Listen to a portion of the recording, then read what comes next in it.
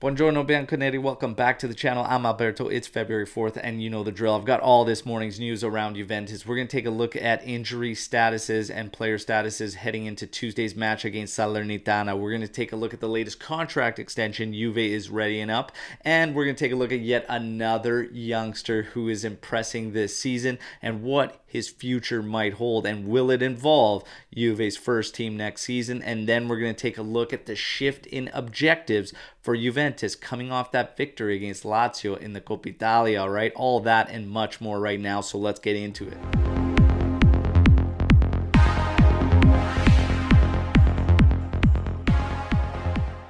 All right, everybody, first and foremost, if you are a diehard Juve fan or even you support another club but want to be kept in loop on everything Juventus, this is the channel for you. So hammer that subscribe button, all right, and ring the bell and turn those notifications on. And do not forget, tomorrow morning we are live at 8:30 a.m. Eastern Time with our friend Mirko Di Natale, okay? And please, let's get a maximum amount of likes on this video, okay? Now, let's get to the news. So, Paul Pogba, there's been a lot of reports surfacing about Juve looking at terminating Paul Pogba's contract. That is simply not true. We debunked that through text with Romeo Agresti and even Mirko Di Natale coming out today saying that it is simply not true. Juve is not looking at terminating Paul Pogba's contract. In terms of Paul Pogba's status, he still is possible to be in the team list for Tuesday's match against Salernitana. He is right there. He has not re-aggravated an injury. He does not have an injury. It is simply muscle fatigue, which is normal when you're coming back from being off from such a long period of time. And we also saw that with Federico Chiesa. So Paul Pogba, we still wait, and it could be any match now where he finds himself back on the team list, okay? Kyle Jorge has been out with patella injury for a long time. He is very, very close to coming back. He will, as a reminder, go to Juve Next Gen to get his minutes there. All right, now, in terms of a youngster that Juventus owns that's been impressing this season, we have Hans Nicolucci Caviglia. He is a part of Salernitana, who we face on Tuesday, and he has been impressing. Salernitana has the option to purchase him at season end for 8 million euros. However, it's being reported that Juve might pull him back into the fold next season, all right? So this is another youngster that Juventus owns that's been looking very, very sharp that could find himself back and integrated next season. We'll have to talk to Mirko Di Natale tomorrow and ask him what the chances are of him being called into the first team next season, all right? Now, in terms of Bonucci, the reports today say that he is extremely close. He is day-to-day. He could also find himself on the team list for that match against Salernitana on Tuesday, all right? In terms of Weston McKennie, there are reports today surfacing saying that as soon as that minus 15-point penalty faced Juventus and there was that much more uncertainty, that made Weston McKennie want to leave, and he reached out to his agents. This is being reported by Mirko Di Natale. He didn't report that, but he has addressed it on Twitter saying that this is partially true because Juve had McKennie up for sale for quite some time.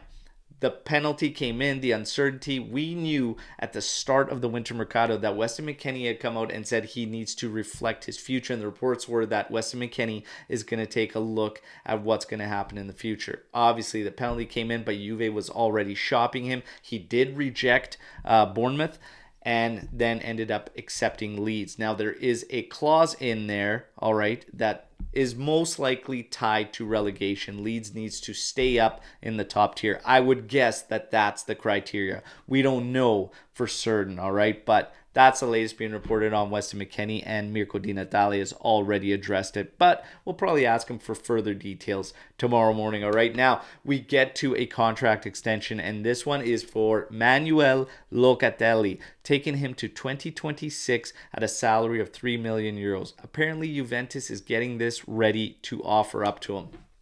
For me, it's a shock that this might actually be an unpopular opinion, based on how I see fans' reactions to Locatelli in general, but this is a no-brainer. This is a no-brainer for me when you're talking about extending Manuel Locatelli at 3 million euros too for salary.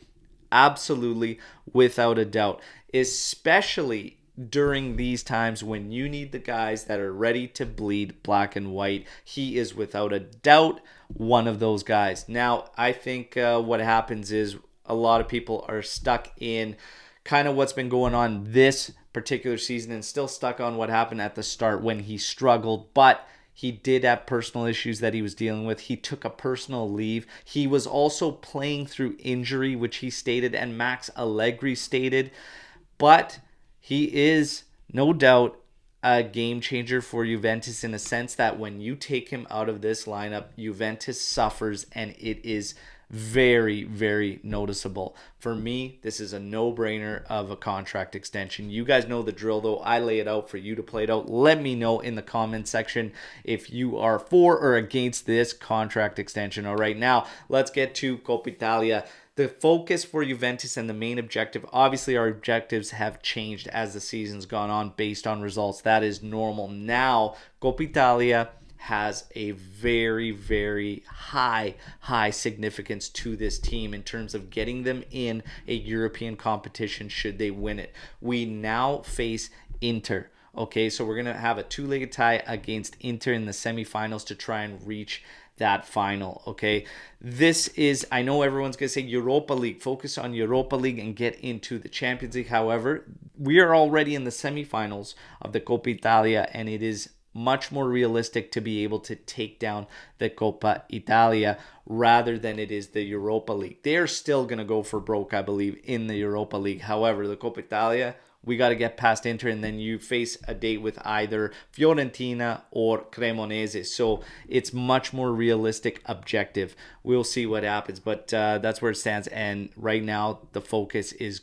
they're going to be going all out against Inter in that semifinal. All right, now one last report that surfaced today is that Max Allegri had a blowout with the roster and whatnot after that defeat to Monza, and apparently it was directed to a certain group of players, but they did label in this report that Paredes was one of them, and Max Allegri reiterated everything that I've been saying on the show since the Monza loss, is that you need to basically bank on the players that are going to bleed for you out there on the pitch and give you everything they have, and apparently that was Max's exact message to the team, and Paredes was one of the players he directed that to. All right, so there you have it. That's all the news today surfacing around Juventus. Again, like the video, subscribe to the channel, but let's mix it up in the comment section. Let me know what you think about everything you heard here today, and do not forget to join us tomorrow, 8:30 a.m. Eastern Time, when we have Mirko Di Natale live on the show. All right, till then, fino alla fine,